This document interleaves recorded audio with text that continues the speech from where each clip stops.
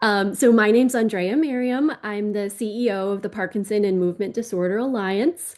And today I'm going to be helping with tech support, administering the polls, and maybe the just general support. If you have any issues, you can't see the chat or you can't see the video, put a little note in the chat box and we will do some troubleshooting, my friend Kelly and I, to make sure you can see and hear everything.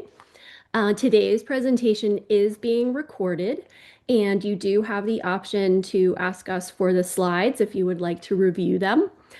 So that way you can watch it later, get the slides, and really just sit back and learn together with us today and participate. Because as I mentioned, we'll have some polls. We're sharing back the results of a survey, but also want to take the chance to learn from everyone here. So let me introduce you to our expert presenter here, Dr. Robert Hauser. He's a professor of neurology at USF in sunny Tampa, or maybe icy Tampa, depending what time of year. He's also the director of the Movement Disorder Center at USF, and USF is a Parkinson Foundation Center of Excellence.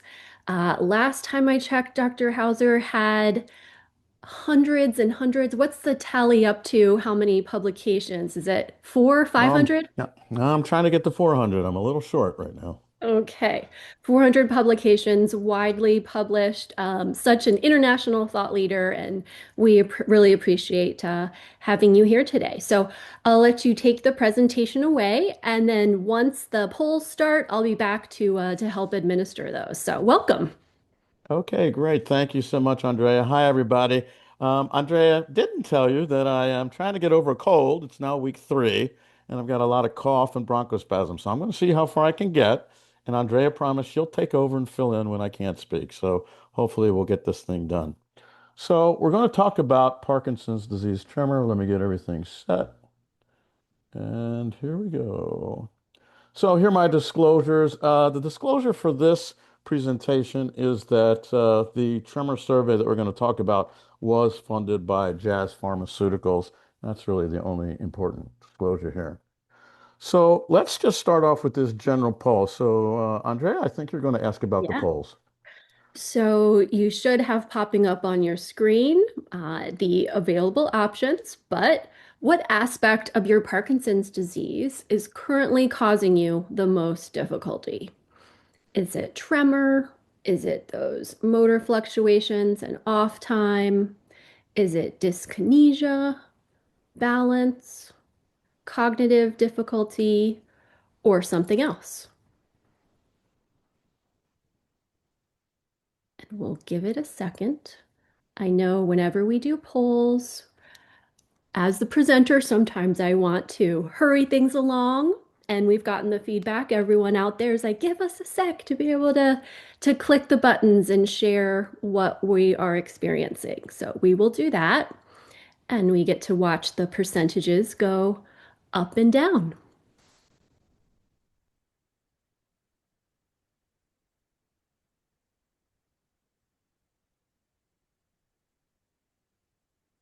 Okay, it's been about a minute, so let's see the results. Can you see those, Dr. Hauser?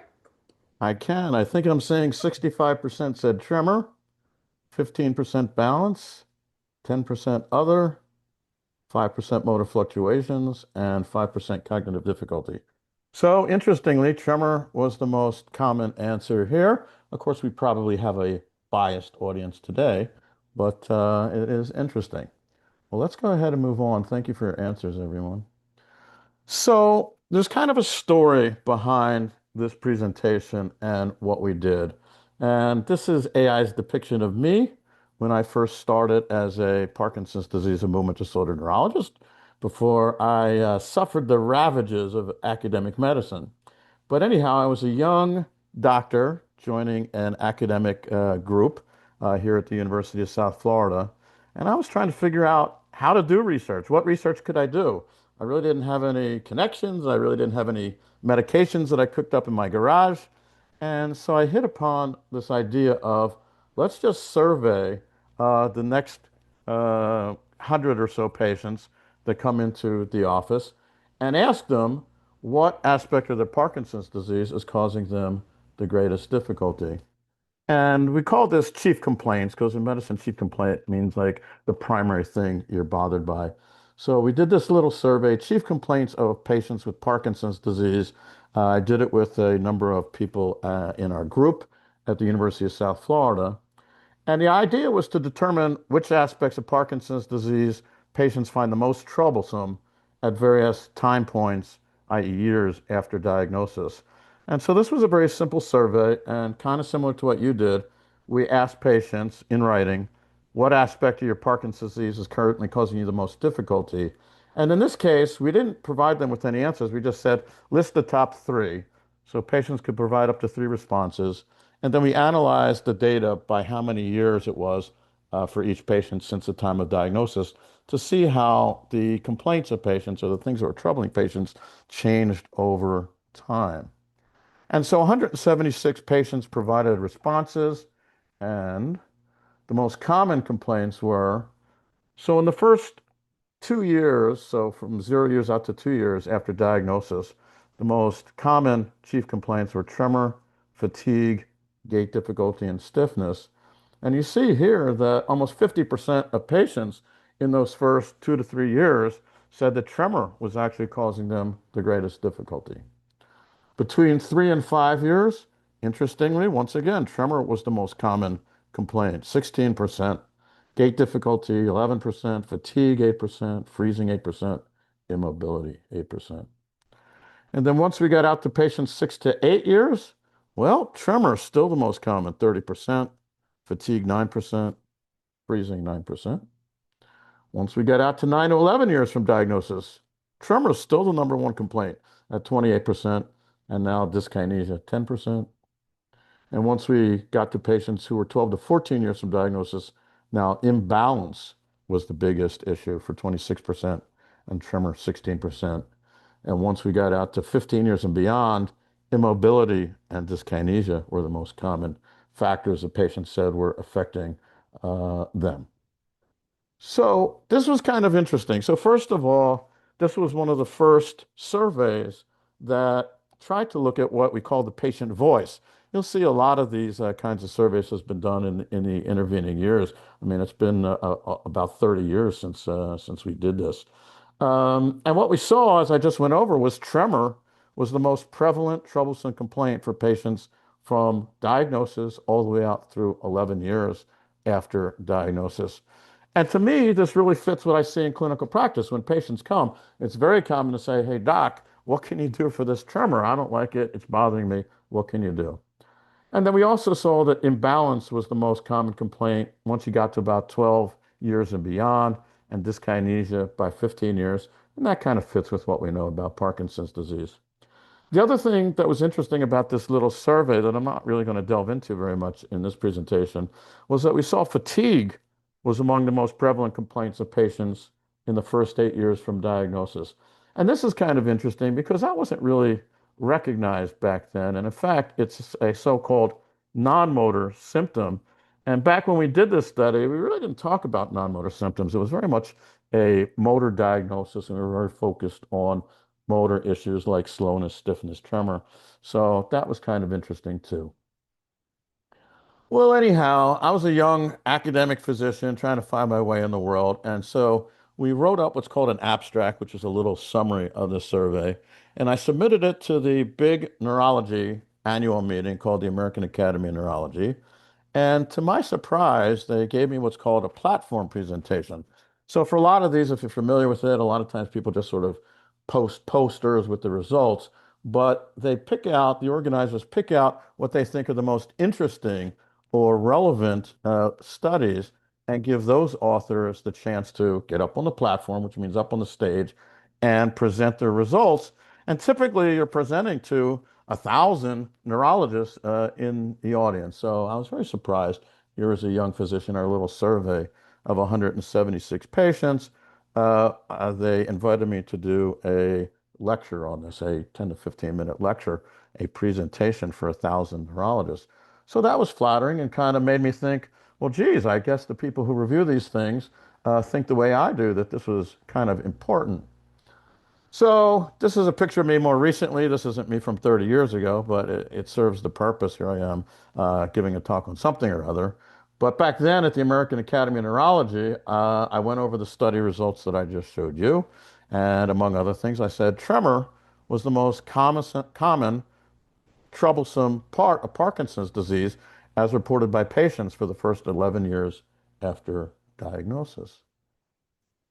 And what happened as soon as I finished? Well, docs get the opportunity to ask questions. And to my surprise, about half a dozen of the world's most famous experts, the so-called graybeards, the gurus, the experts in Parkinson's disease, ran up to the microphone to, quote, ask me a question. And they didn't really so much ask me a question as they did gave me feedback, which is quite critical.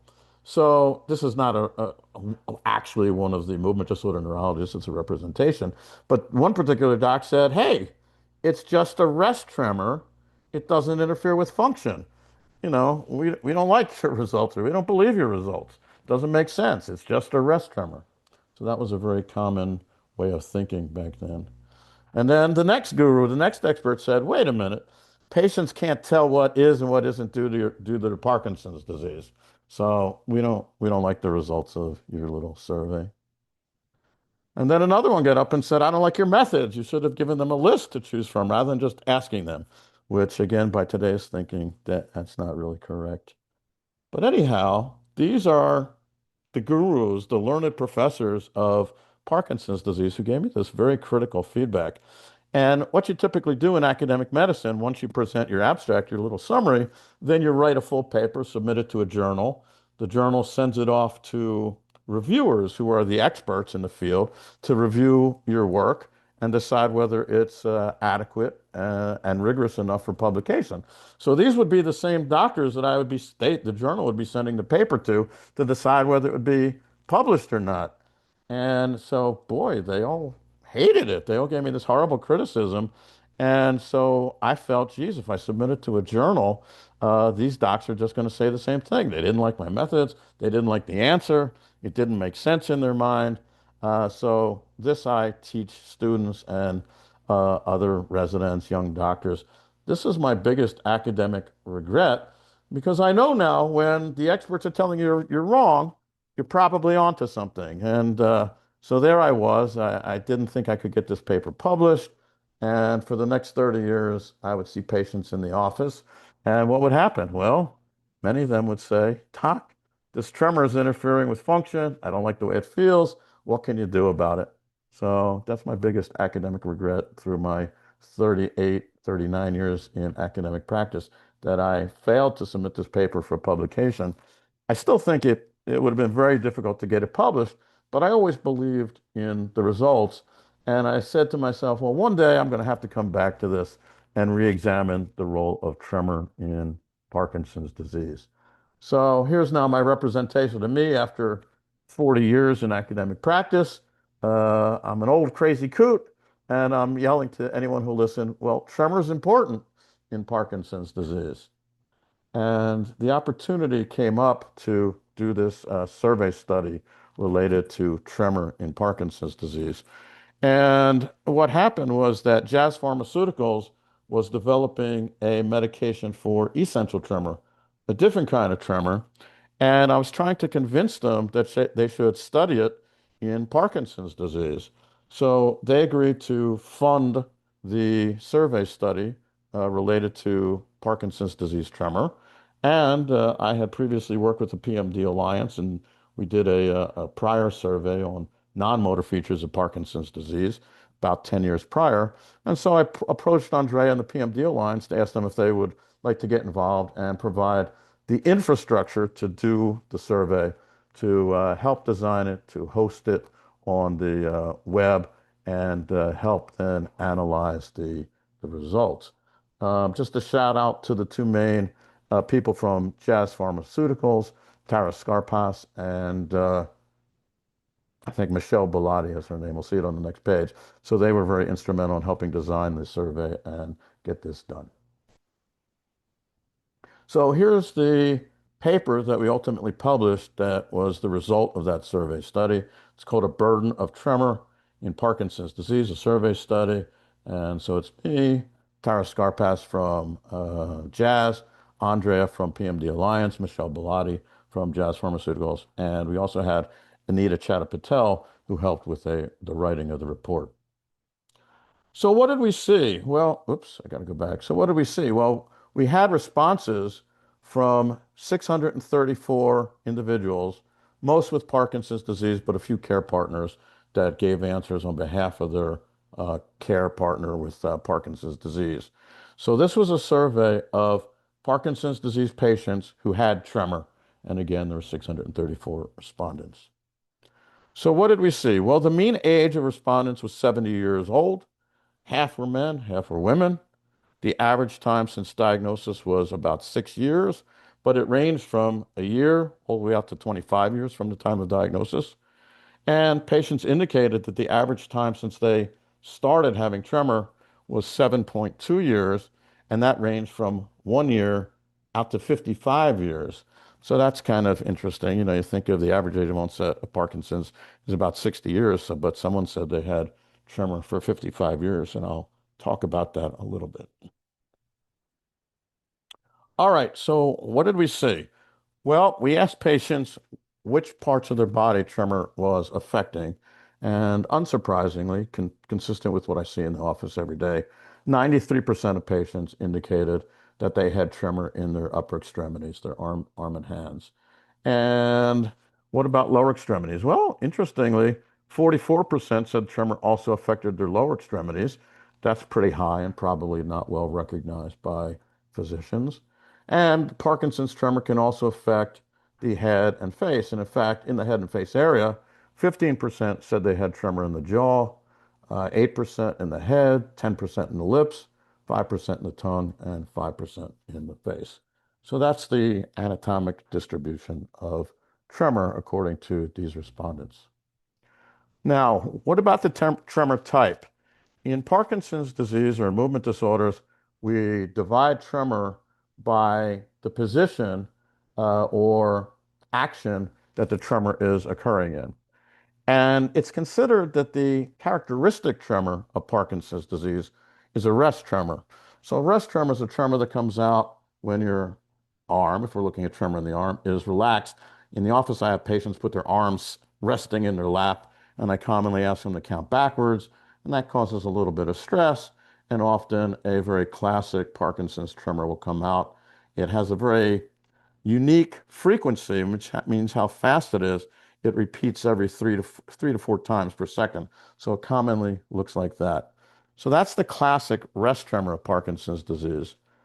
But we also look for tremor with movement. So we may ask them to touch their nose and then the examiner's finger. So they're going back and forth like this. And we're looking to see, is there tremor during movement? So that's called a kinetic tremor. And then there's also postural tremor. Postural tremor is when you ask the patients to hold the arms out and you're looking to see, is there tremor like this? Or perhaps you may see that same kind of Parkinsonian tremor. Well, what the respondents said was that 84% of them indicated that they had rest tremor. And interestingly, 60% said that they had tremor with movement, and 45% said they had tremor with the arms outstretched. And not only that, 60% reported that they had two or more of these tremor types, and 28% of respondents said they had all three tremor types. So I know from my clinical practice, patients may or may not have tremor. They may or may not have rest tremor. And early on, patients may have kinetic tremor or postural tremor and not have rest tremor. So this is often a source of confusion to people, to doctors who are not experts in Parkinson's disease, because they're thinking Parkinson's rest tremor. So if they don't see that rest tremor, or even if they see rest tremor with the kinetic tremor, postural tremor, there's confusion as to whether this is a Parkinson's disease tremor and whether Parkinson's disease is the right diagnosis. So our survey results here help support what we kind of learned over the last 35, 40 years, that Parkinson's disease tremor is not just a rest tremor, and it may present with these other kinds of tremor as well. So, Andrea, why don't we do a poll of our audience here? Yeah. So we want to know What kind of Parkinson disease tremor do you have? Is it only at rest, such as your hand is in your lap, like Dr. Hauser described? Is it kinetic tremor? So maybe when you are bringing a soup spoon to your mouth or you're doing that nose touching exercise? Or postural tremor only, arms outstretched? Or looks like many of you are answering more than one kind. Yep, we have 88% saying more than one kind. So that's very consistent with what we saw in our survey study. Let's see, let me get back here. All right, here's another interesting question for our audience. Andrea? Yes. And this relates to maybe some questions that we're seeing in the chat. So, question, were you ever diagnosed as having essential tremor, also known as ET? Okay, interesting. Looks like in the 30%, in the low 30s are saying yes, About a about third. 67% saying no. So about a third of you said yes. Very interesting. So let me get back to my slides. So what we saw in our big survey was 23% reported a prior diagnosis of essential tremor. And so this was kind of surprising to the reviewers of this paper when we submitted it to the journal. They asked us about it. And I tried to find as much support in the literature for this kind of issue as I could. And there's some reports of it, but 23% sounded high to them. And as we just saw in our little bias sample, 33% reported a prior diagnosis of essential tremor. So the question is, what is this all about? And so I've listed some possibilities here on the right-hand side. Is this a misdiagnosis of classic PD rest tremor? So if someone goes into the primary care doctor and they have that classic rest tremor, might some physician say, aha, you have essential tremor? Maybe because they don't know enough about tremor to make the right diagnosis. Or sometimes physicians are reluctant to make a diagnosis of Parkinson's disease, and they may say something like, well, maybe this is essential tremor, even though they might be thinking, looks like it's a Parkinson tremor. So is this just a misdiagnosis of a classic rest tremor? Or is it a misdiagnosis of a Parkinson tremor that begins as a postural kinetic tremor? So if somebody doesn't have a rest tremor and they have a tremor with the arms outstretched or tremor with movement, could that be the explanation? Because that makes a little more sense because people are taught in medical school, Parkinson tremor, rest tremor, and if they see these other kinds of tremors, they may get confused and say, I think it's essential tremor. There's also some literature that essential tremor may be a risk factor for Parkinson's disease. Well, what does that mean? That means that patients who come in looking like they have essential tremor. Now, you have to recognize we don't have blood tests or CAT scan or MRI tests that give us a diagnosis of essential tremor versus Parkinson's disease. Although these days we do have some types of studies that help make a diagnosis of Parkinson's disease, particularly DAT scan imaging or synuclein testing on skin biopsy. But as far as the tremor goes, you can't tell. So what I think they're saying here is if somebody comes in and has a classic essential tremor type tremor, which is a fast tremor with the arms outstretched with movement, a physician would make a diagnosis of essential tremor. And an increased number of those patients would ultimately go on to get Parkinson's disease. So the tremor might change. It might become a more obvious rest tremor. And patients may develop slow and small movement and stiffness, indicating Parkinson's disease, as those things don't happen in essential tremor. But it's tricky business because where did that diagnosis of essential tremor come from? Did a doctor actually examine them and the patients actually had a fast postural tremor or kinetic tremor? Or is this based on the history? Who knows? But there is some literature that suggests maybe essential tremor is a risk factor for Parkinson's disease.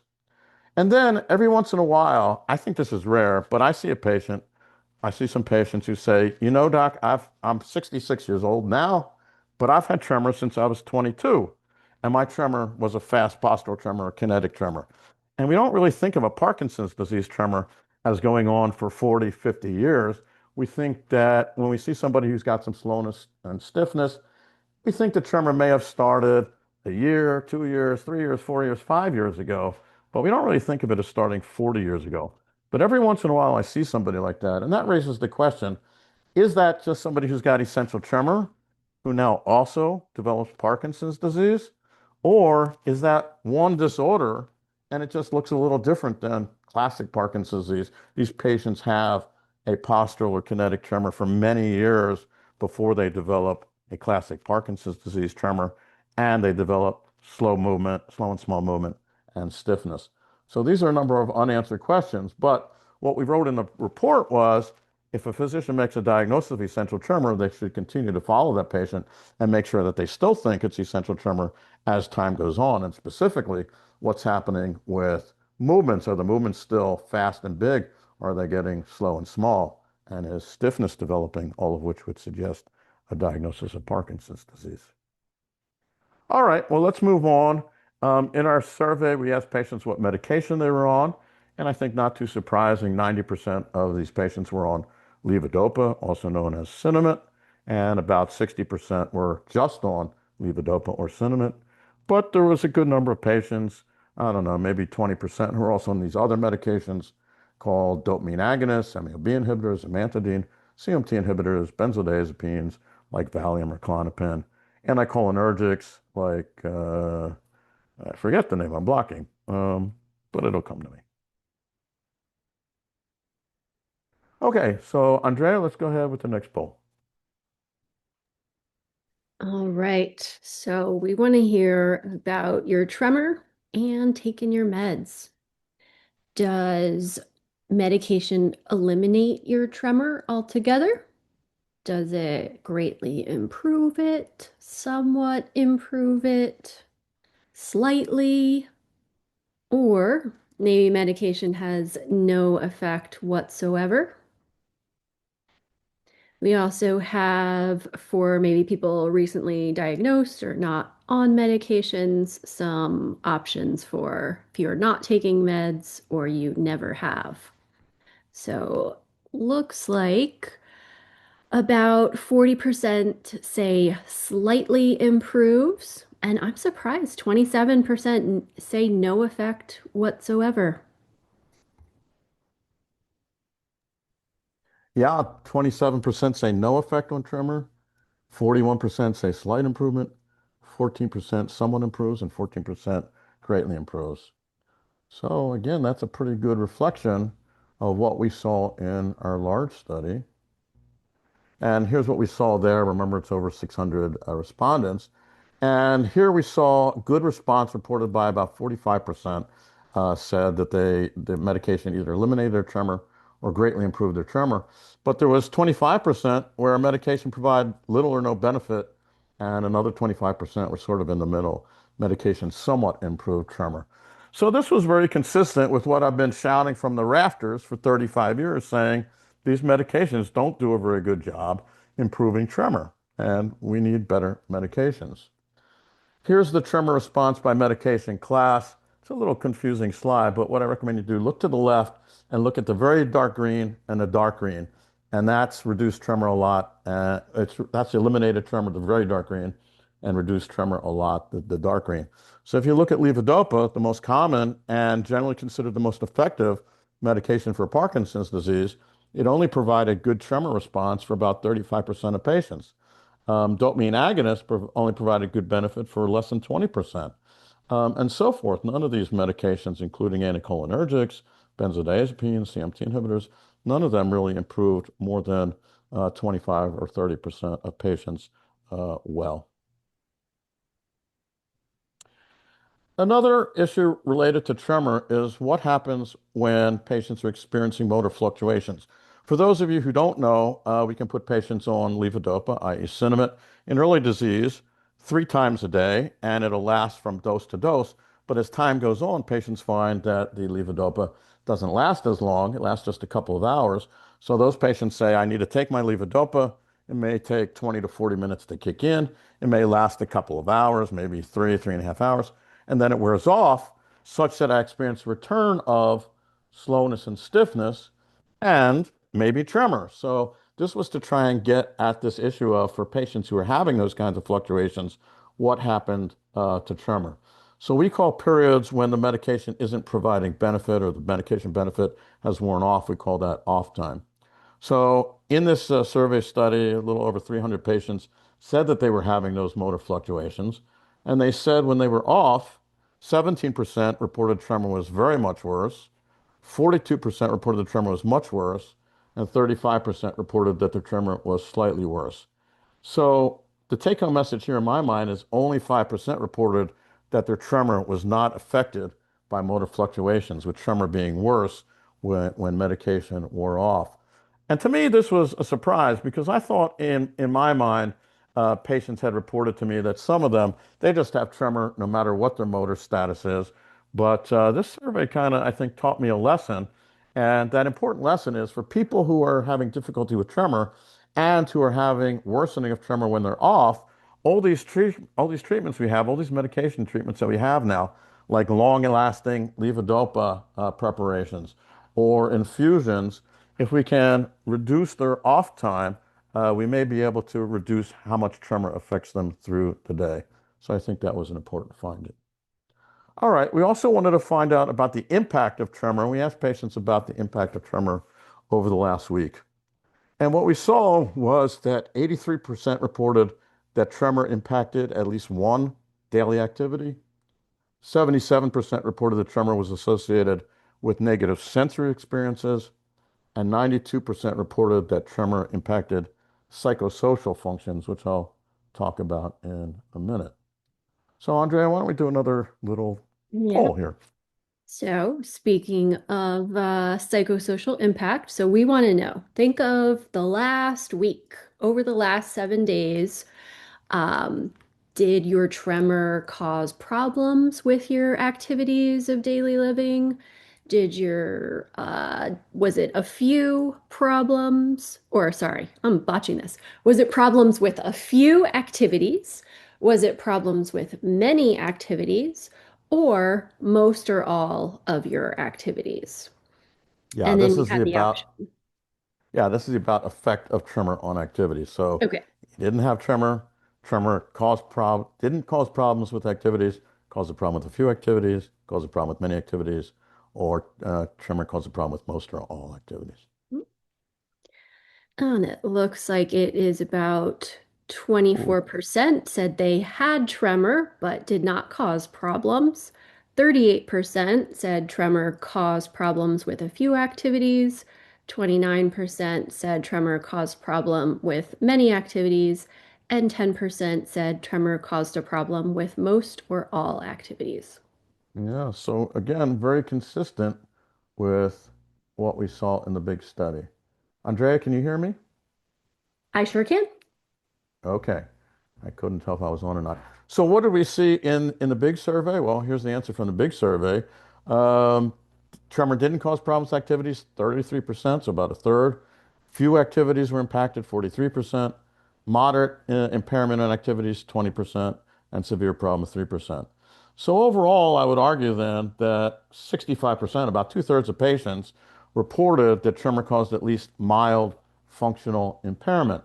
And this is important because when I was in medical school, they would give the example of, oh, Parkinson's disease tremor is a rest tremor. So they give the example the surgeon walks into the room and his arm is hanging down at rest, and you see this tremor, but then he picks up the scalpel and the tremor goes away because now he's moving and the rest tremor doesn't come out. Well, that's just not so. And you can see that tremor impacts function, as you see here, moderate to severe, maybe 20, 25%. And if we include mild, it goes all the way up to two-thirds of patients report that Parkinson's tremor interferes with function.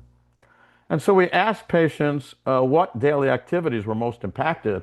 And the answer is handwriting was number one at 60%, using a keyboard, 50%, using a smartphone or tablet, 45%, ability to relax, activities in general, 40%, hobby, 40%, using a computer mouse, 40%, and so forth down the line. The only other one I'll point out is if you look all the way down at driving a car, you see that for about 10% of patients, tremor had a pretty big impact on driving a car. All right, let's do this one, Andrea. All right. So, again, over the past week, was your tremor uncomfortable? We have a no, not uncomfortable, some uncomfortable, a little bit, quite a lot, or a great deal. So I see the numbers coming in. Looks like about doo, doo, doo, 60% say that tremor was some bit of uncomfortable. 32% said quite a lot, and 10% said a great deal. So once again, this reflects pretty well our big study. And remember, I forgot to say when I was thinking about writing up that early study I did on chief complaints, I didn't expect tremor to be so prominently portrayed as far as causing people difficulty. And I didn't collect any information on, well, what's the problem with tremor? Was that it didn't interfere with activities, or it interfered with activities, or it felt bad, or it looked bad? So here we, in this big survey, we tried to get some information about that. So let's see what we actually found in the big study. So here we saw that over 60% said that tremor was uncomfortable. 50% said they got tiredness or fatigue in the area where the tremor existed. 25% said the tremor was associated with aching. 20% said it was associated with pain. And 10% said it was associated with numbness. So it's not just the look of it, it's not just the fact that it interferes, but there are these, quote, sensory impacts. It's an uncomfortable sensation. All right, so let's do this one. So go ahead, Andrea. Okay. So, again, over the last week, how did your tremor affect you? Did you feel self-conscious or embarrassed? So, again, over the last week, did your tremor cause you to be self-conscious or embarrassed? We have, let's see, let a couple more chime in, but it looks like about 56% said some, and 20% said quite a lot. Yep. 5% said a great deal, and 20% said no. Yep. So once again, reflects the big survey quite well. Here's the answers that we got, and we asked them about specific, these are called psychosocial impacts. So 90% said they just disliked their tremor. 75% said it was a reminder of their illness. 50% were self-conscious, tried to hide their tremor. 50% said they didn't like the way they might be perceived by others because of tremor. 50% said they were embarrassed by it, etc. So there's a big psychosocial impact with regard to tremor. All right, so I'm going to move on to a different topic. We kind of tried to look at things with regard to what aspects of tremor were most associated with functional impact. And one of the interesting things we saw, which is not too surprising if you think about it, is if the dominant hand had worse tremor, you were likely to have more impact with regard to function. And of course, this makes common sense. But one of the things that we noted was that when we do our ratings, I don't know if you've ever been in a clinical trial, but when we do clinical trial ratings and write down numbers, and some doctors do this on routine visits too, we write down numbers for how much slow and small movement you have, how much stiffness you have, how much tremor you have. And for tremor, we do give a separate number for left hand and right hand, but we don't really think about uh, is it the dominant hand that has the worst tremor? Because ultimately, we just sort of add up all those numbers and say, well, here's the Parkinson score. So we tried to highlight the fact that if you have worse tremor in your dominant hand, if you're right-handed, you're more likely to have functional impacts. In addition, you're more likely to have functional impacts the more body parts are involved and the more types of or subtypes of tremor that you have, rest, kinetic, and postural. And we saw in our little survey here on this presentation that a lot of people had these two or three subtypes of tremor. Okay, so let's do this little poll. Okay, so what do you all most dislike about your tremor? You don't like the way it interferes with your function. You don't like the way it feels. Or is it a perception and you don't like the way it makes you look? Wow, this seems like overwhelming answers, even though they're still coming in. The vast majority, 80%, say they don't like the way tremor interferes with function at 76%. About 19% say I don't like the way tremor feels, and 5% say I don't like the way tremor makes me look. Yeah, so this was an effort both here now and in our big survey to find out what patients most disliked about their tremor. I'm sure a lot of patients experience more than one of these, but very interesting. 75% here in this presentation said the number one issue was they don't like the way tremor interferes with function. So let's see what our big survey showed. In that big survey, patients ranked number one, I don't like the way tremor interferes with my function. That was 50% of respondents. 33% ranked number one, I don't like the way the tremor feels. And 18% said, I don't like the way tremor makes me look, was their biggest issue with the tremor. I didn't make up a poll for this, but I did ask patients, do we need an effective PD tremor medication? And 80% said an effective PD tremor medication would be personally valuable, quite valuable or a great deal. And 94% indicated an effective PD tremor medication would be valuable to the disease community. Okay. Okay. So, what were the conclusions of the big tremor survey that Andrea and I did? And number one, we found that we had information to support the fact that Parkinson's disease tremor is not just a rest tremor. Less than a third of our respondents indicated that they only had rest tremor, and many also had kinetic and postural tremor. We also garnered support for the fact that medications commonly fail to adequately ameliorate Parkinson tremor.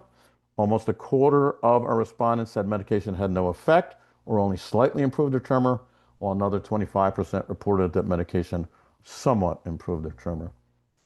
We demonstrated that Parkinson's tremor commonly interferes with activities of daily living. Most people indicated that tremor interfered with many common activities, including things like handwriting, keyboarding, using a smartphone, and using a computer mouse. Of course, all things that are integrated into modern living. We also found evidence that Parkinson tremor is commonly associated with the negative sensory experiences. 3 out of 5 respondents indicated the tremor itself felt uncomfortable, and almost half reported fatigue in the affected body part. And then we also see that Parkinson causes substantial psychosocial burden.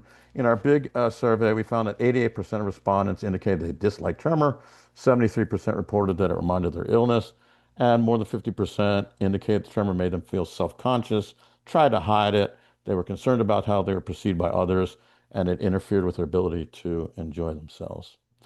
So, what's the big take home conclusion? Well, if you remember that old crazy doc that I represented earlier, we need better treatments for Parkinson's disease tremor. And this is a message that I'm trying to get out to my colleagues and, very importantly, to pharmaceutical companies who develop medications. They may ask other experts, well, do we need a better treatment for Parkinson tremor? And unfortunately, I think over the last couple of years, uh, experts may have said, no, it's only a rest tremor. So hopefully the work that we've done helps demonstrate that that's not the case. We definitely need better treatments for Parkinson's disease tremor. And I'm going to conclude on a couple of issues about that. So this is called clinical development issues. And I wrote, drug manufacturers have been disincentivized to develop drugs and to perform clinical trials for Parkinson's disease tremor. So I've talked a lot, I think, in this presentation that there's this pervasive notion that rest tremor is no big deal. And hopefully then we've shown that many patients don't have just rest tremor. It's also kinetic and postural, commonly interferes with function, commonly involves these negative sensory aspects, and commonly has psychosocial issues. Um, the next issue is, what does FDA want? And this is kind of interesting because FDA and our field has the most experience in trying to develop drugs or other treatments for essential tremor. And so FDA, I think smartly said the following. They said, well, if you have a drug that you're going to test for essential tremor, let me show you something essential tremor. So essential tremor like this. And when you're testing tremor, you can put these little wearables on fingertips, for example, and you can use a device or electronics to accurately measure how big the tremor is. And so a lot of the early studies for tremor would attempt to show that the amplitude of the tremor was reduced from X to Y. And that might be evidence of an effective tremor, but the FDA said, no, no, no, no, no, no, no. Just showing that tremor is reduced a little bit in amplitude, that's not good enough. We want you to show that it has effects on function and or quality of life. So I think that's reasonable, but when you think about our survey, you have to think about, well, what about all these other things that are involved in tremor? What about the uncomfortableness of it? What if you make the tremor less uncomfortable? Shouldn't that be considered important? And what about the psychosocial aspects? This is very interesting. I mean, if I'm very self-conscious about my tremor, I don't want to do presentations. I don't want to deal with clients because of my tremor. That's a big impact. So is that the kind of impact that FDA will accept? So I've tried to garner evidence that it's not just how big the tremor is that counts, but it's not just limited to function either. Function's really important, but there are also these sensory feelings and psychosocial aspects that we want to improve. And ultimately, FDA is trying to say we care about the voice of the patient. We care that when patients go on a drug, they say, I'm better. And I think the kinds of things we're talking about here are very consistent with that.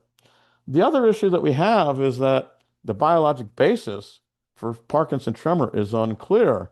Some patients respond to levodopa and other dopamine medications regarding the tremor.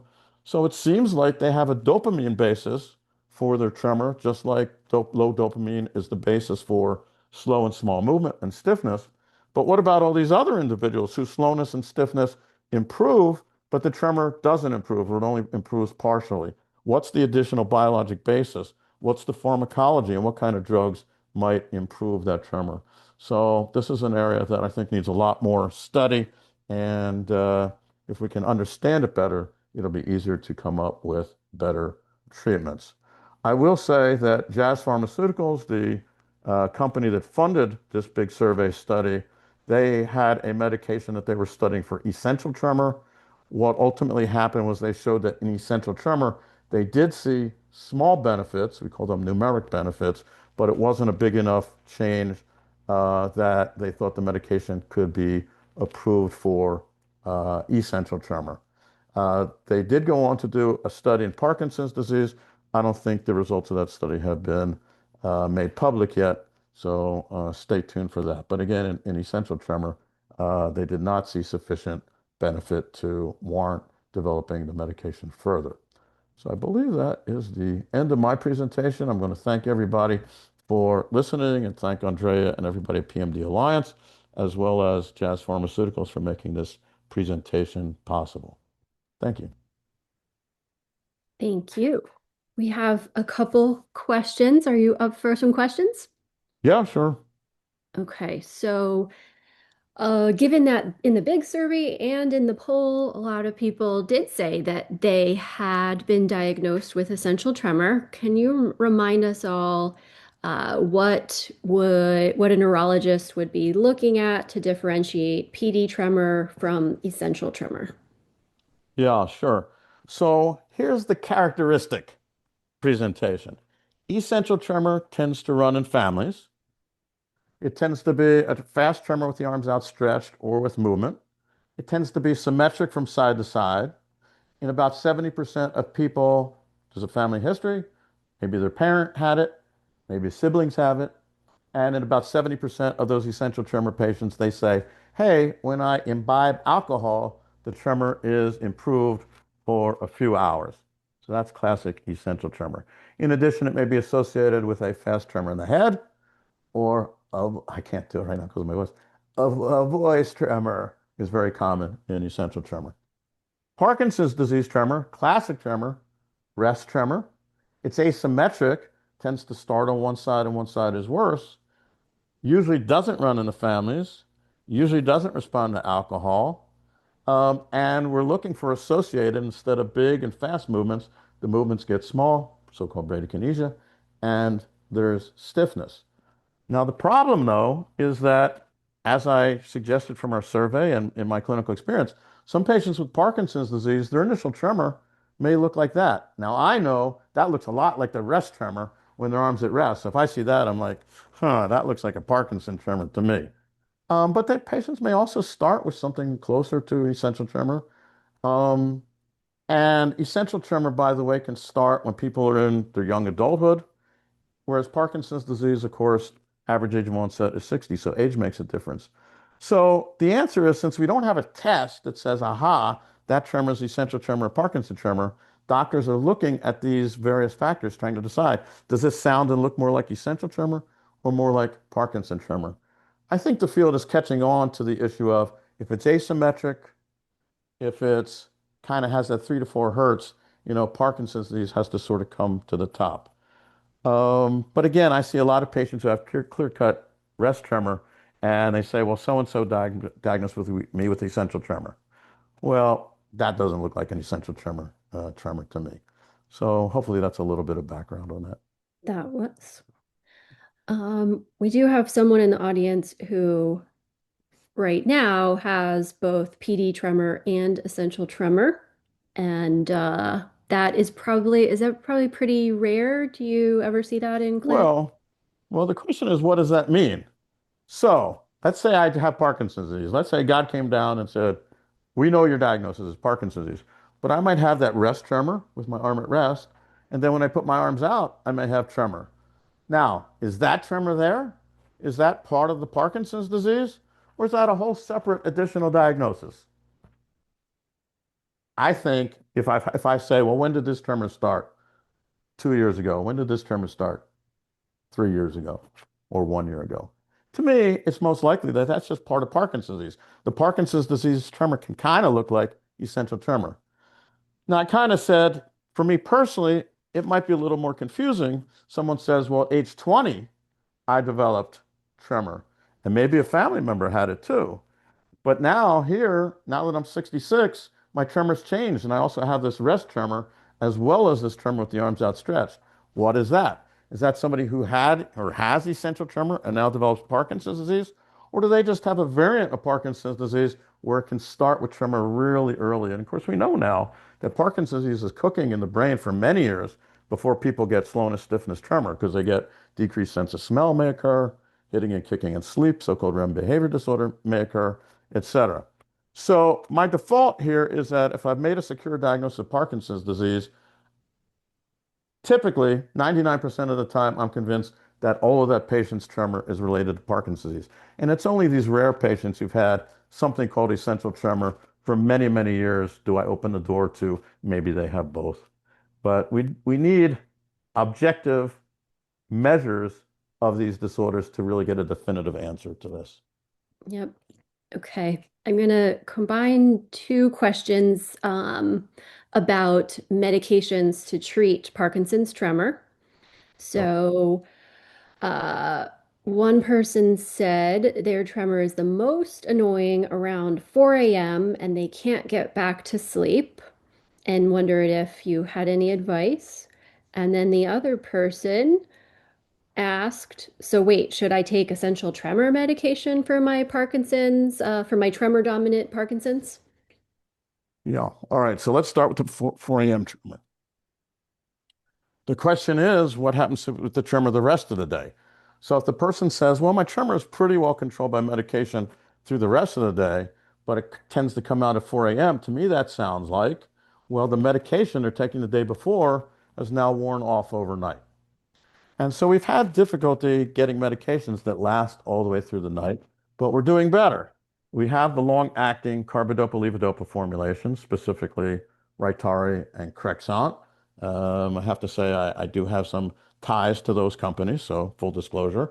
But Rytary and Crexont do last longer per individual dose.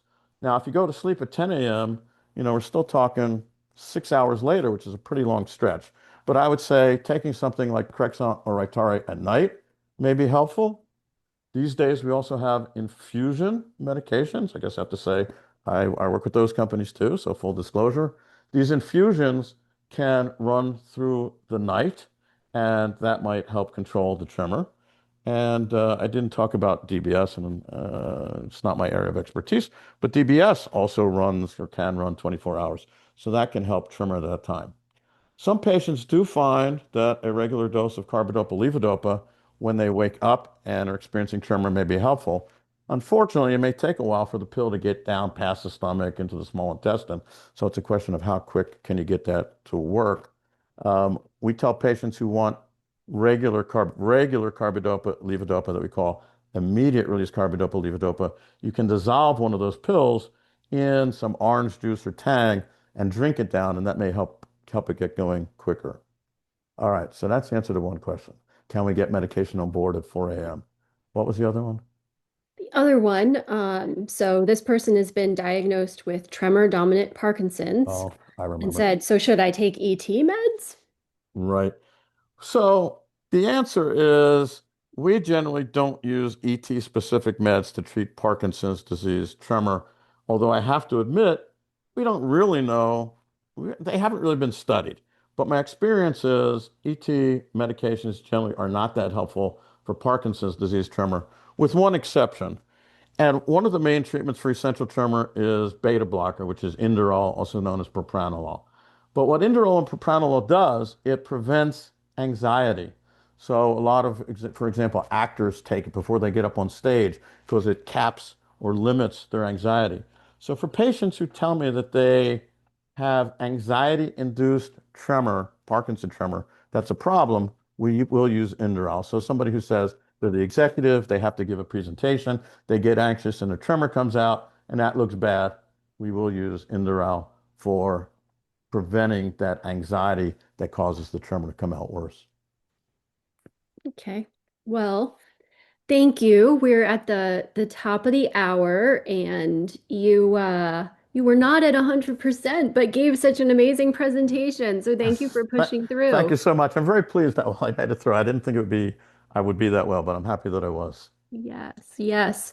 And we learned a lot. Thanks for coming to PMD Alliance with this survey. And then we always promise when our community takes part in a survey, they get to hear the results. So that was why this was very important. So thank you so much for great talk for all you do. And thanks to all of you for listening and learning, asking good questions, and clicking those poll buttons. So have a great afternoon, everyone. Bye now. Thanks so much, everybody. Take care.